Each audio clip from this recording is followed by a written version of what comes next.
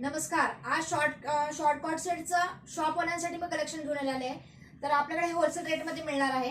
तर हे बघा, मी वेअर केलेला जो आहे तो कॉट सेट तुम्हाला मी दाखवते. त्याच्यामध्ये हा शॉर्ट कॉट सेट आहे. त्याच्यामध्ये हा चायना कॉलर येईल बघा, ह्याच्यामध्ये अशी चायना कॉलरचं आणि ह्याच्यामध्ये असं कटिंग येईल.